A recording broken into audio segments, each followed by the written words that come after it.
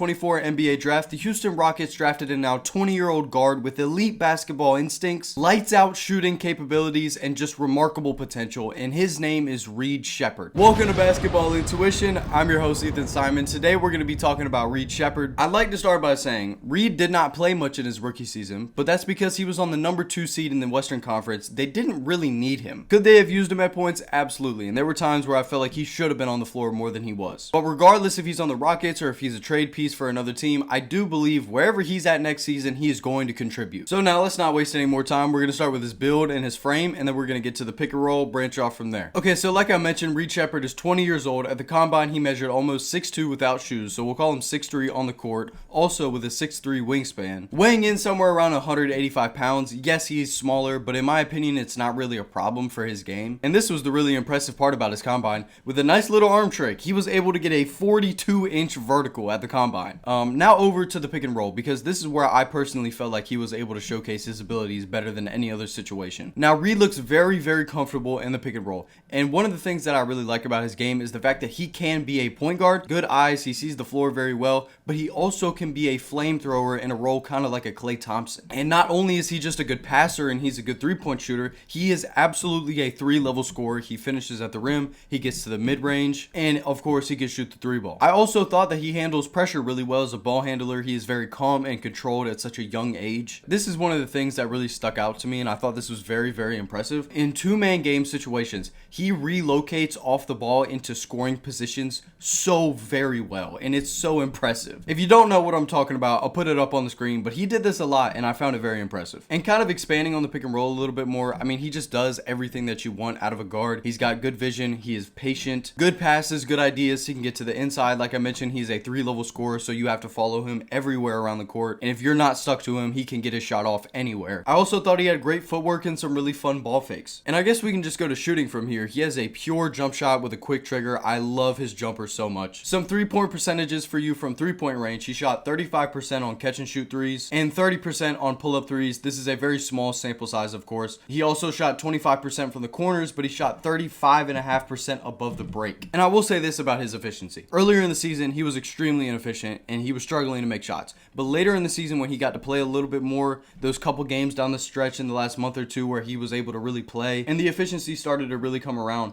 And for a guard, I mean, it's like, what can you expect? If you put a young shooting guard out there and he doesn't play that much, how do you expect him to be extremely efficient from 3? You don't. So it's really not a problem, in my opinion, that he wasn't crazy efficient, because he's been able to show the ability to be efficient. And whenever he is hot, he gets hot. Like, he is an absolute sniper. The next thing about his shooting ability that I really want to hone in on real quick is his mid-range game. It just opens up the floor so much. Like when I was talking about in the pick and roll earlier, like it really does help out the fact that you have to guard him at all 3 levels. You can't just sag off and wait for him to go to the paint or shoot a little floater.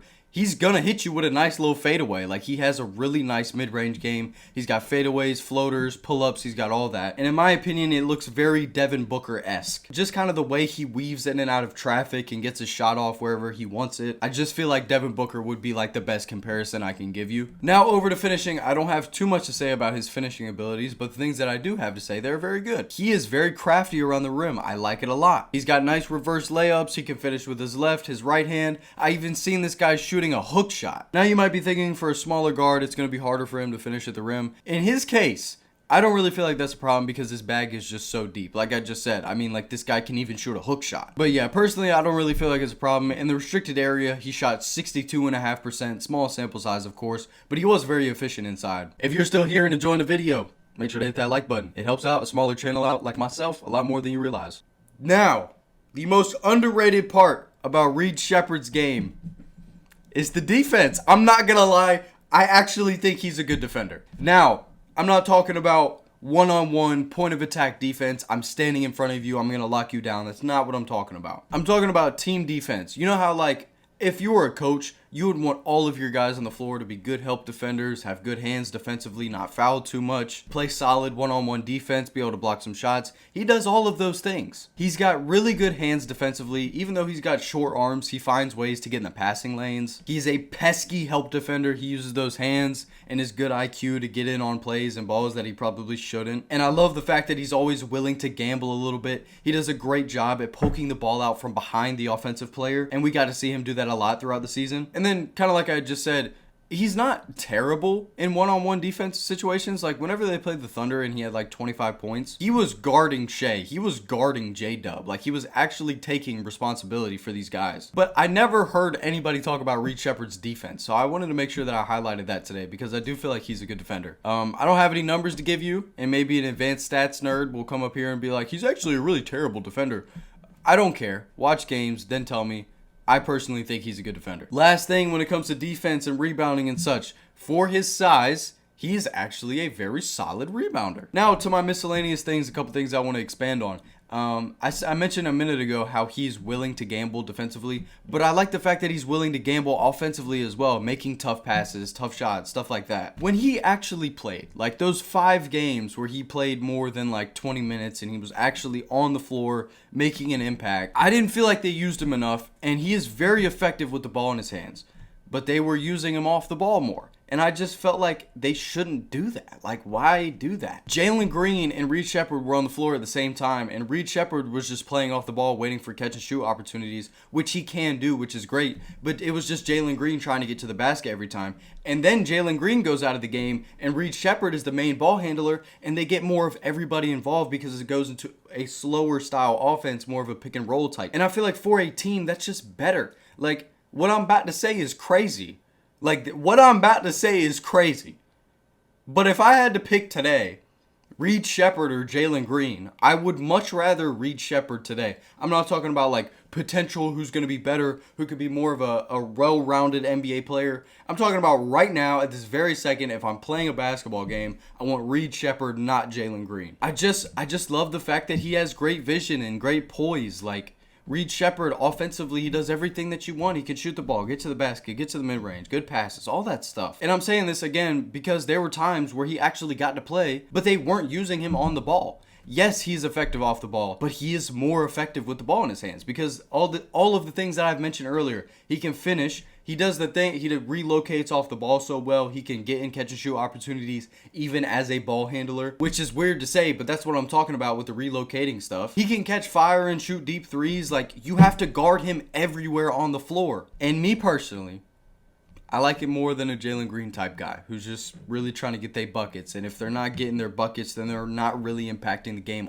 but that much. I'm not saying that Jalen Green doesn't impact the game at all if he doesn't have the ball in his hands, but I'm just saying Reed Sheppard would impact the game more without the ball in his hands and more with the ball in his hands. So now continuing, I actually had a couple more things that I wanted to talk about that I didn't realize. A couple bad turnovers here and there, but again, he's a rookie. That's okay. I don't care. I guess I kind of just talked about this already, but he is, I think, perfectly selfish and unselfish. He knows when he needs to put his head down and get to the basket, knows when he needs to put his head down and get a bucket, and he knows when he needs to make a good play and be a point guard. I like that a lot. And the very last thing that I have that I want to talk about for Reed Sheppard is he needs to just keep doing what he was doing, just at a more efficient rate. If he can catch fire and shoot these threes and play make and play solid defense and do all these things with more minutes and more opportunity next season, and he does it efficiently, then he's gonna be a really good player. Am I gassing him a little bit right now? Yeah, that's the whole point. I might change my name to Basketball Optimism because all these guys I make videos about, I think they're actually gonna be good. I'm legitimately convinced that Reed Sheppard could be a all-star caliber point guard, but only time will tell. So we don't know what's gonna happen. I don't know what's gonna happen. You don't know what's gonna happen.